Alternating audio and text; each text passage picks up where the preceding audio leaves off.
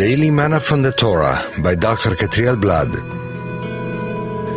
Shalom friends, welcome to this fifth Aliyah of Parashat Tetzeh, when you go out.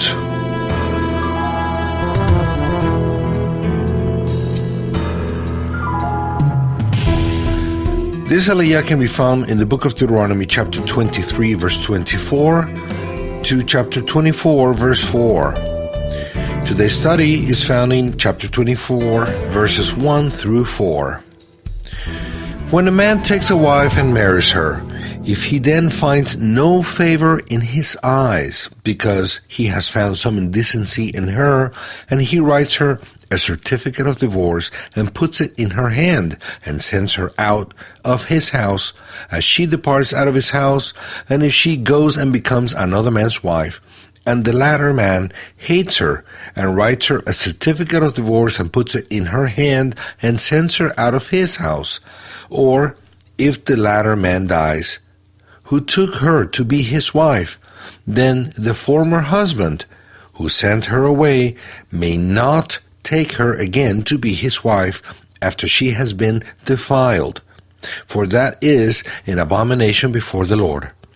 And you shall not bring sin upon the land that the Lord your God is giving you for an inheritance. Is divorce permitted? A Jewish wedding is only valid if it is performed under a chuppah. In the same way, a Jewish divorce is not valid without a get, a bill of divorce. A wedding for the sons of Noah is valid if it is made under an authorized personality of his nation. During the Second Temple period, there were two main interpretations of the word indecency.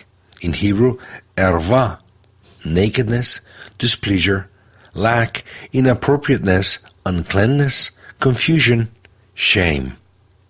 On the other hand, we have the understanding from the house of Hillel, which says that a man can divorce his wife for anything that bothers him, even if it's just that she burns his food. The house of Shammai was stricter. He only permitted divorce when there was improper sexual conduct by the woman. The author of Sefer HaChinuch considers that the bill of divorce, which is called a get, represents the balance between those who do not permit divorce at all and those who permit divorce by the man saying only one word, for example, go. In Matthew 19, verses 3 to 10, it's written, Pharisees came to him, testing him, and saying, Is it lawful for a man to divorce his wife for any reason at all? He answered, Haven't you read that he who made them from the beginning made them male and female, and said, For this cause a man shall leave his father and mother, and shall join to his wife, and the two shall become one flesh? So that they are no more two but one flesh. What therefore Elohim has joined together, don't let man tear apart. They asked him, Why then did Moshe command us to give her a bill of divorce and divorce her? He said to them, Moshe, because of the hardness of your hearts, allowed you to divorce your wives. But from the beginning it has not been so. I tell you that whoever divorces his wife, except for sexual immorality, and marries another, commits adultery. And he who marries her when she is divorced commits adultery. His Talmidim said to him, If this is the case of the man with his wife, it is not expedient to marry. Here we see how Yeshua comes into the discussion between the house of Hillel and the house of Shammai.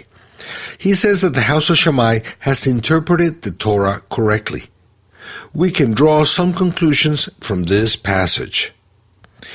Number 1, divorce is not the Eternal's original intent for man. Number 2, divorce was permitted by the Eternal, not commanded. Number 3, the Eternal permitted divorce because of man's hard heart. Number 4, divorce with the purpose of remarrying cannot be just for any reason. Only if the reason is something improper. In Hebrew, ervat davar, which is translated as sexual immorality in Matthew 19, verse 9. The expression ervat davar some unseemly thing, is the key to this whole discussion. The question that they asked a rabbi was, is it lawful for a man to divorce his wife for any reason at all? Which was Hillel's interpretation, who understood the expression ervat davar to mean anything at all.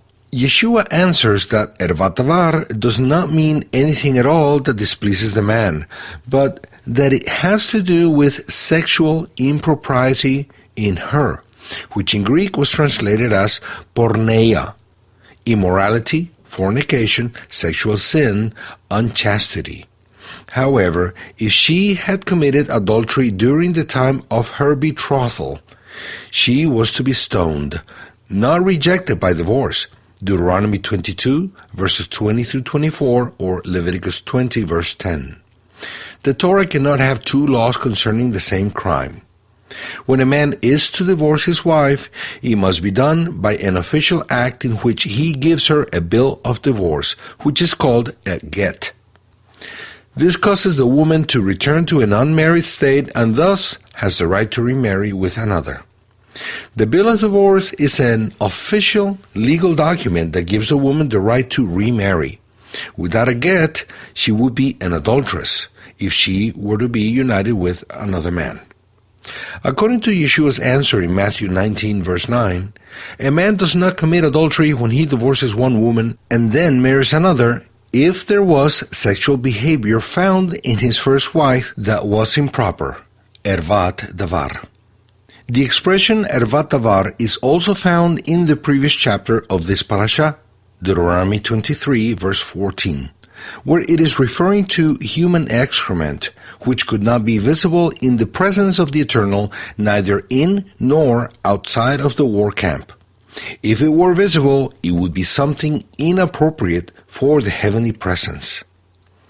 We can then summarize the whole thing by saying that the expression ervat davar in chapter 24 is not talking about any behavior at all by the woman, as determined by the man's whim.